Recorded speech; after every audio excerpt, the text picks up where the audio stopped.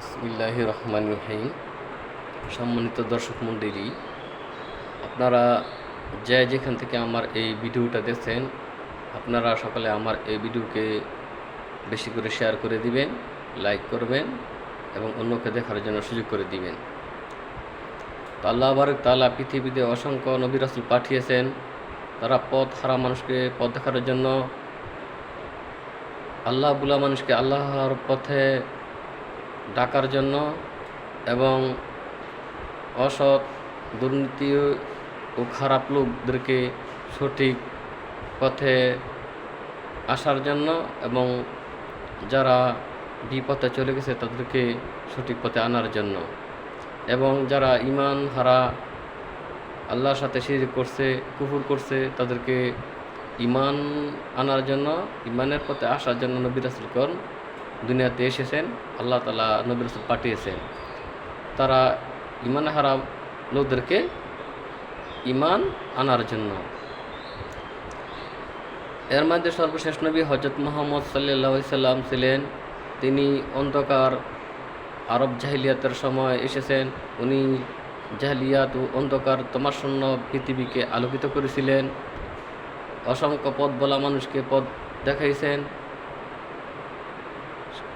কুফরি, শিরকি, মুশরিকি এরকমভাবে বিভিন্ন ধরনের প্রতিমা পূজারী, প্রকৃত পূজারীদেরকে আল্লাহ তাআলার প্রতি ঈমান আনার জন্য আমাদের প্রিয় নবী সাল্লাল্লাহু আলাইহি সাল্লাম এসেছিলেন।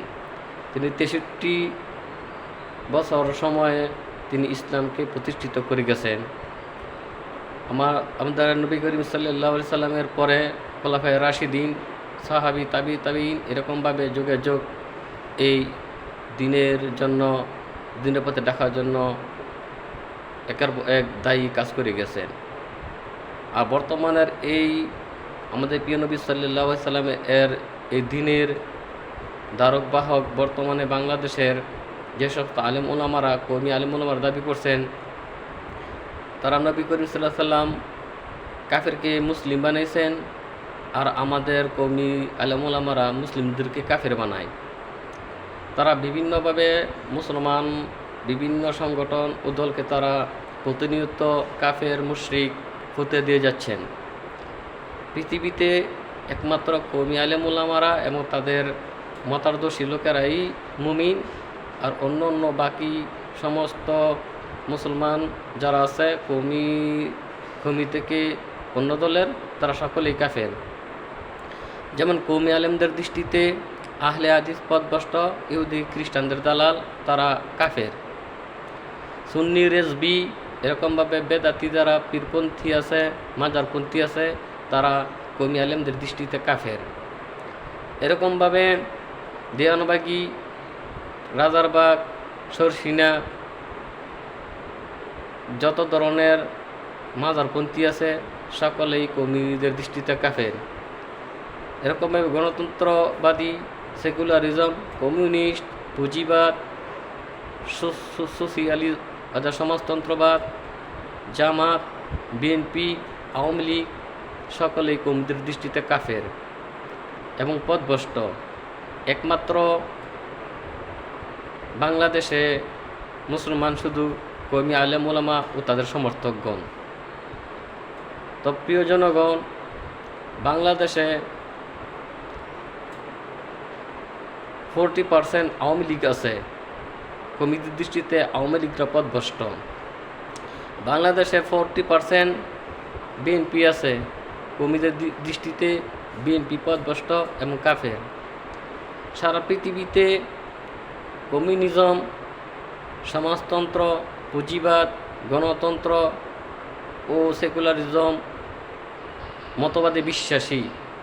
বিশেষ করে বাংলাদেশ রাষ্ট্র ব্যবস্থা ও অর্থ ব্যবস্থায় ধনতন্ত্র ও সমাজতন্ত্র, কমিউনিজম এই মতবাদে বিশ্বাসী। তো কওমিদের দৃষ্টিতে বাংলাদেশের সমস্ত পুঁজিবাদীরা, গণতন্ত্রবাদীরা কাফের। তো বাংলাদেশের 90% এই মতবাদে বিশ্বাসী লোকদেরকে কওমি দৃষ্টিতে কাফের। জামাতের বাংলাদেশের শতকরা 20 থেকে 25 থেকে 30% জামাত সমর্থিত লোক আছে, কওমিদের দৃষ্টিতে তারা কাফের। অর্থাৎ আওয়ামী লীগ, বিএনপি, পুঁজিবাদ, সমাজতন্ত্র, সেকুলারিজম, এরকমভাবে অন্যান্য মতবাদের লোকেরা আছে, সব মিলিয়ে বাংলাদেশের 100% লোকেই কাফের, একমাত্র কওমিরা বাদে।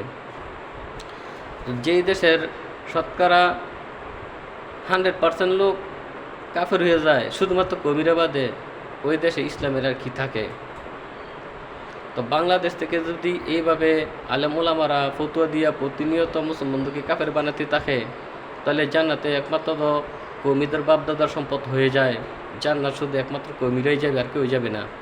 কারণ কওমিদের বড় বড় আলেম ওলামা এরকমভাবে এই ধর্ম ব্যবসায়ীরা প্রতিনিয়ত মুসলমানদেরকে কাফের ফুতুয়া দিয়ে যাচ্ছে এবং পথভ্রষ্ট এবং বেঈমান বলে তারা ফুতুয়া দিয়ে যাচ্ছে।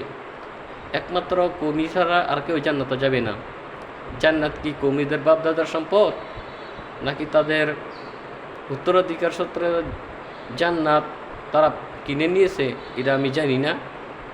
তো এরকমভাবে যদি সকলকে তারা কাফের ফুতুয়া দিতে থাকে আর নিজেরা শুধু জান্নাতি আর একমাত্র হক দল বলে দাবি করে, তাইলে বাংলাদেশে বিশাল এক ফিতনা, এরকমভাবে বড় ধরনের বিপর্যয় ও বিশৃঙ্খলা সৃষ্টি হওয়ার সম্ভাবনা রয়েছে। আপনারা এই সমস্ত কওমি আলেমদেরকে সতর্ক থাকবেন, কারণ মুসলমান শুধু তারাই আর সকলেই কাফের। কওমিরা তারা খারিজি মতাদর্শে বিশ্বাসী। খারিজিরা শুধু নিজেদেরকেই মুসলমান বলতো আর বাকি সবদেরকে কাফের বলতো। ঠিক তদ্রূপ এই কওমি খারিজিরা শুধুমাত্র কওমিরাই মুসলিম, দেওবন্দি কওমিদের মধ্যে শুধুমাত্র দেওবন্দিরাই মুসলিম আর বাকি সকলেই কাফের। তাই জনগণ, আপনারা তাদের কথায় বিশ্বাস করবেন না আর তাদের কাছে যাবেন না। কারণ পৃথিবীতে শুধু তারাই যদি মুসলমান হয় আর বাকি সবাই যদি বেঈমান কাফের হয়, তাইলে বাংলাদেশের এত কোটি কোটি মানুষ জাহান্নামী, আর জাহান্নামী হয়ে আমরা আগুনে বুক করব, আর তারা খালি স্বর্গে বাস করবে। সারা পৃথিবী তারা দখল করে নিবে। এরকমভাবে তারা হক দাবি করে সমস্ত মতাদর্শী লোকদেরকে হত্যা করবে, তাদেরকে চোরাগুপ্তা হামলা করবে। এরকমভাবে তারা বিভিন্ন জায়গায় উৎপেতে বোমাবাজি, এরকমভাবে গুপ্ত হামলা ও নাশকতা করবে। কারণ তারা চিন্তা করে যে তারাই হক, বাকি সকলেই কাফের। এই জন্য একমাত্র পৃথিবীতে এই কওমি আলেমরাই বেঁচে থাকার অধিকার আছে, আর বাকি সকলকে হত্যা করা তারা জান্নাতের কাজ মনে করে, সওয়াবের কাজ মনে করে। তো সাবধান, এই সমস্ত কওমিদেরকে সাবধান থাকতে হবে। কারণ আমরা যদি দেখি যে একমাত্র দেওবন্দি ছাড়া সকলে বেঈমান কাফের হয়, তাইলে অন্যদের দৃষ্টিতেও তো তারা কাফের। কারণ আহলে হাদিসের দৃষ্টিতে যে দেওবন্দিরা পথভ্রষ্ট, কাফের এবং মুশরিক। এরকমভাবে সুন্নিদের রেজবি সুন্নিদের দৃষ্টিতে যে দেওবন্দি আলেমরা কাফের, তাইলে বাংলাদেশে তো একজন মুসলমানও নাই। দেওবন্দিদের কাফের মনে করে সুন্নিরা, বেরলভিরা, আহলে হাদিসরা। এরকমভাবে দেওয়ানবাগি, রাজারবাগ তারা মনে করে যে দেওবন্দিরা পথভ্রষ্ট, বেদাতি। তাইলে হুসামুল হুরমাইন নামক কিতাবে সুন্নি আলেমরা দেওবন্দিদেরকে কাফের ফুতুয়া দিছে মক্কা মদিনা আলেমদের দ্বারা। তাইলে মক্কা মদিনা আলেমদের দৃষ্টিতে দেওবন্দি যদি কাফের হয়, তাহলে পৃথিবী থেকে মুসলমান নাই। অতএব এই দেওবন্দিদের ইচ্ছা এবং তাদের বাসনা হলো পৃথিবীতে সকলকে কাফের ফুতুয়া দিয়ে একটা মহা বিপর্যয় সৃষ্টি করা এবং দেশে বিশৃঙ্খলা সৃষ্টি করা। সকলে সাবধান থাকবেন। খোদা হাফেজ।